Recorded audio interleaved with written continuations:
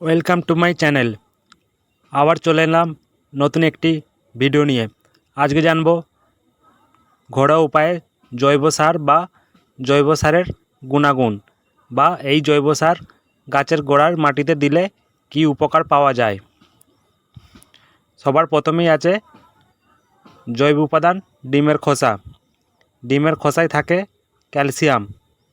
এটি গাছের শিকড় মজবুত করে, ফলে ফুল ফল ঝরে যাওয়ার হাত থেকে রক্ষা পায়। গোলাপ, ড্রাগন ও ক্যাকটাস ডিমের খোসা খুবই উপকারী। হাড় গুঁড়ো, এটি ফসফরাস ও ক্যালসিয়াম সমৃদ্ধ, গাছে ফুল ফল ধরাতে সাহায্য করে। গাছের রুট সিস্টেম শক্ত করে। এরপর রয়েছে শিংকুচি, নাইট্রোজেন সমৃদ্ধ, গাছের পাতা শাখা প্রশাখা শক্তিশালী করে। শিংকুচি ধীরে ধীরে পুষ্টি ছাড়ে, গাছের মধ্যে দীর্ঘস্থায়ী প্রভাব বিস্তার করে। এরপর রয়েছে সর্ষের খোল। সর্ষের খোল পটাশ ও নাইট্রোজেনযুক্ত সার, ফলে গাছ প্রচুর পরিমাণে ফুল ফল বৃদ্ধি করে।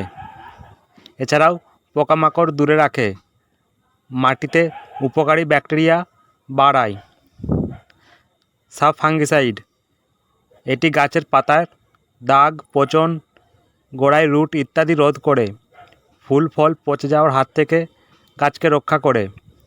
বর্ষাকালে গাছকে পচে যাওয়া থেকে মুক্তি দেয় এই ফাঙ্গিসাইড।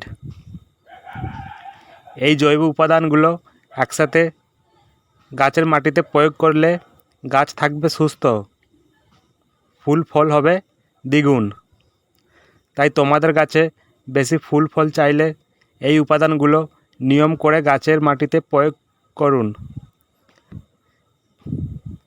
তাহলেই গাছ থাকবে সুস্থ ও চিরসবুজ।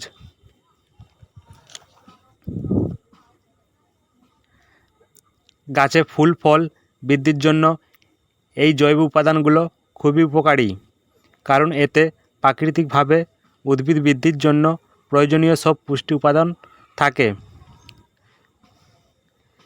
এই জৈব সার মাটির গঠন ও জলধারণ ক্ষমতা বাড়ায় এবং এই মিক্স জৈব সার একসাথে গাছের মাটিতে প্রয়োগ করলে গাছের রোগ প্রতিরোধ ক্ষমতা বৃদ্ধি পায়। এর ফলে ফুল ঝরে যাওয়া কিংবা কুঁড়ি হলুদ হয়ে শুকিয়ে যাওয়া কম হয়। বিশেষ করে জৈব সার শাকসবজি ও ফল গাছের মাটিতে প্রয়োগ করলে বীজমুক্ত ফল পাওয়া যায়। আমার এই ভিডিওটি যদি ভালো লেগে থাকে তাহলে অবশ্যই লাইক করুন। এই উপাদানগুলো নিয়ম করে গাছের মাটিতে প্রয়োগ করলে তোমাদের গাছেও সারা বছর ফুল ফলে ভরে থাকবে। আমার চ্যানেলে নতুন হলে অবশ্যই চ্যানেলটি সাবস্ক্রাইব করে পাশে থাকবে।